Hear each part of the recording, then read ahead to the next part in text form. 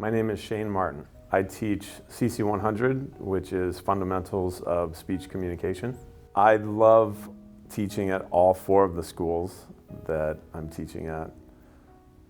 I do hold a special place in my heart for Emerson College because it was the first place that gave me a chance to teach a college course.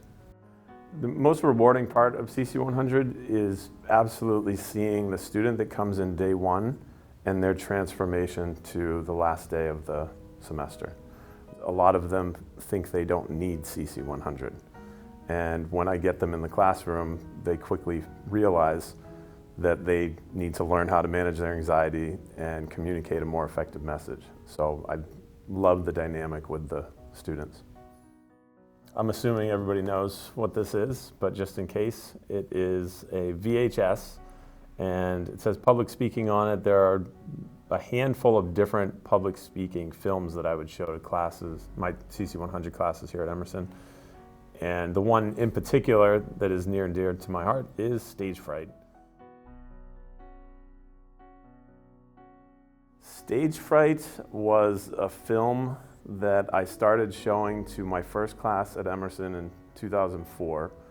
It was made in 1979, and I would always joke with my students that that wasn't too long ago because I was made in 1978.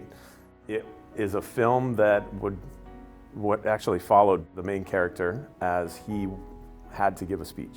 And he does nothing to prepare the first time through as he gets ready for the speech. The speech day comes, he goes and gives his speech, and it doesn't work. It's not good, it's a train wreck. But then it goes back to the beginning and he does all the steps to prepare, the things that he needs to do. He gets some sleep, he eats, he gets his suit cleaned, he gets a haircut, he prepares and practices his speech.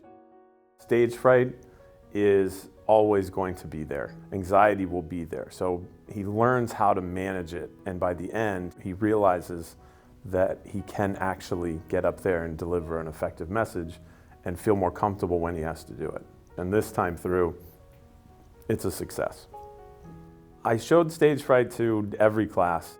I had the VHS transferred to a DVD, and I would show it on the DVD, and then the DVD scratched to where I couldn't play it anymore. And I showed the VHS one last time, but the tape went run through and was eaten in the machine. So I stopped showing it. And then I just started talking about it because I loved it so much. It was disappointing, to say the least, when Stage Fright stopped working, when I couldn't show it anymore to my classes. I was definitely disappointed.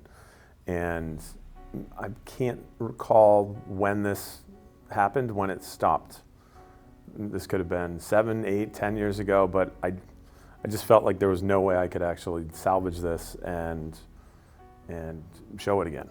Nick, when you approached me and said, can we meet, can we talk about Stage Fright, I had no idea that this is what you wanted to do. And when you brought this up and said, hey, do you have some time that we could actually talk about Stage Fright, everything else stopped. It didn't matter what else I was doing that afternoon.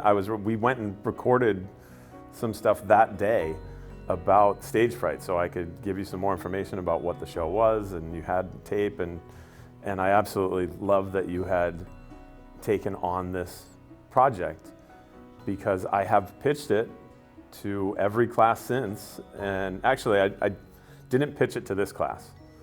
And so you taking it on yourself was even better, because I had pitched it to classes and then I guess I lost hope. So when you approached me after class and said, hey, I'd like to do this project, I was smitten. Stage Fright being reborn or remade or in this new light, it just, every time I think about it, I'm so excited.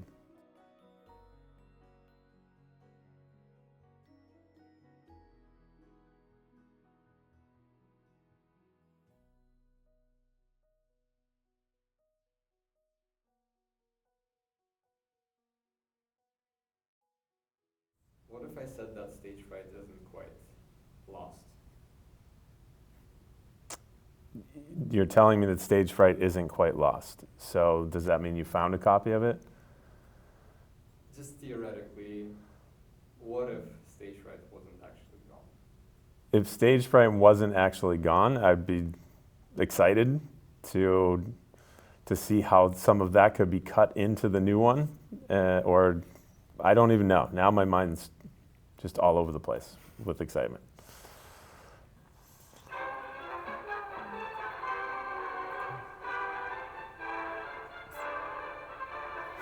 This is unreal.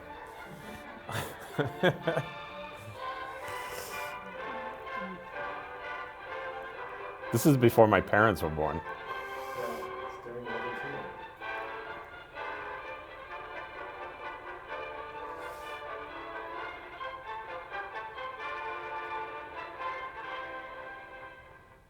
This is the strange story of Fred Strong, a normal, happy man who usually enjoys life. He's someone you know, perhaps someone like yourself.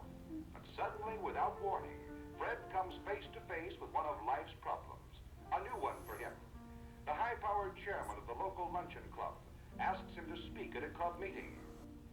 It's Fred, excellent. whether he likes it or not, is Have you seen Stage Fright 79? Fred's trapped. No. He feels This that is basically the he same can make a thing. parachute jump or ride a rocket to the So, your Stage Fright was actually a remake of another Stage Fright. Wow. How does that make you feel? I'm excited that Stage Fright was a remake of another Stage Fright, and it just makes it even that much more exciting to be here today. And I'm blown away by your research and what you've come up with. It's great.